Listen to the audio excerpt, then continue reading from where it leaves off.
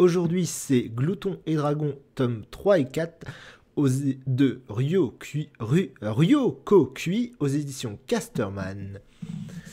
Toujours aussi frais ce manga, toujours aussi marrant.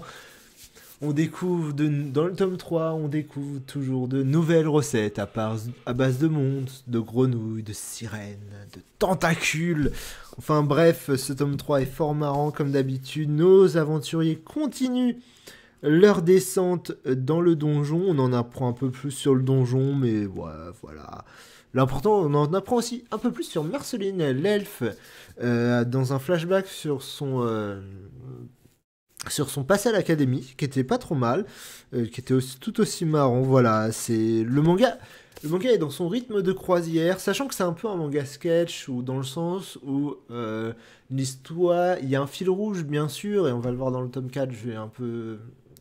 Mais les chapitres sont en eux-mêmes des petites histoires, des petits sketchs, voilà, donc c'est toujours aussi agréable à lire au fur et à mesure, on découvre de nouveaux monstres, on découvre de nouvelles recettes de cuisine, forcément. Donc c'est bien cool, c'est bien drôle, c'est frais, c'est tranquille à lire, j'adore ce manga. Hein. Et par contre, le tome 4 est un peu spécial. Il change un peu d'habitude, dans le sens où il met un terme au premier arc, puisque enfin il rencontre donc le flamboyant ce dragon qui avait tué donc la sœur de Léos, Flynn. Je sais pas comment ça se prononce, c'est Flynn, si c'est Flynn, ouais, je sais plus. Enfin bref, enfin c'est le combat final contre le dragon flamboyant pour retrouver Flynn, donc la sœur de Laos. Et donc il y a un peu moins de comique dans ce tome, hein, on se concentre sur toute la stratégie, sur comment combattre ce dragon, alors qu'ils sont un groupe moindre que d'habitude.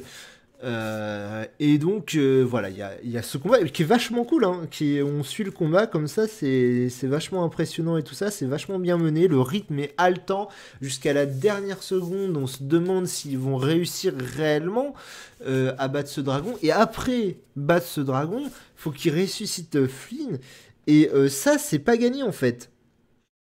C'est pas gagné, au point que Marceline est obligée d'utiliser un sort qui est un sort interdit, un sort qu'on appelle de magie noire. Donc c'était pas gagné. Alors que le tome 3 il est très comique et très voilà dans la déconnade comme d'habitude, dans les nouvelles recettes qui font vachement envie. Je veux dire, c'est à base de monstres, mais à chaque fois il dessine tellement bien. C'est les présentations des plats. Je vais voir si je peux en trouver une vite fait.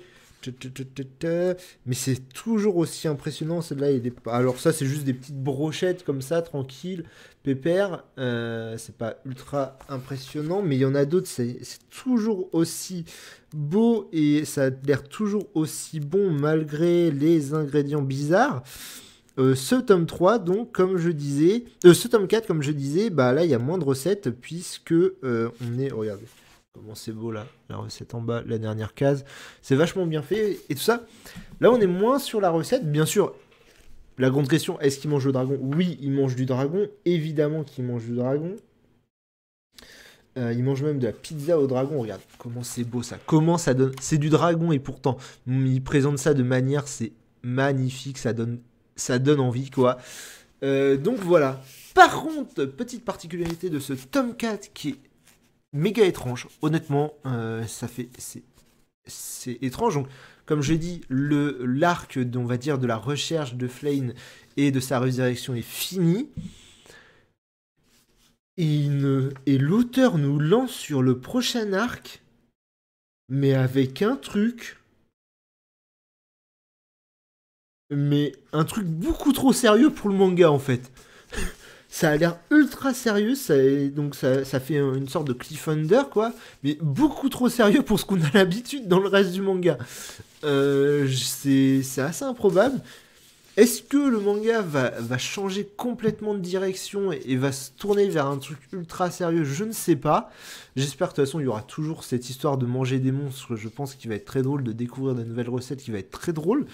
Mais J'ai pas compris. J'ai pas compris ce lancement de prochain arc là qui a l'air ultra sérieux. Après, je me dis, la mort d'un coéquipier boulotté par un dragon, c'était aussi ultra sérieux. Là, le début du premier arc, le lancement du premier arc est ultra sérieux. Je veux dire, c'est vachement grave. Tu vois, une équipe d'aventuriers battue par un dragon, dont un qui est mangé par le dragon. Mais ça n'a pas empêché la suite d'être très drôle. Donc, je sais pas. Mais voilà, ça m'a fait waouh, waouh. Je change de manga, je change de registre. Ok, d'accord. Bref, c'est intéressant. Mais honnêtement, ce tournant pourrait être très bien fait. Hein. Moi, je me dis, ouais, je pense que ça va rester dans le comics, mais s'il part dans le sérieux, dans l'hyper sérieux, ça peut être vachement intéressant aussi. Et quoi qu'il arrive, j'ai hâte de lire le tome 5. Rien que pour découvrir de nouvelles recettes déjà.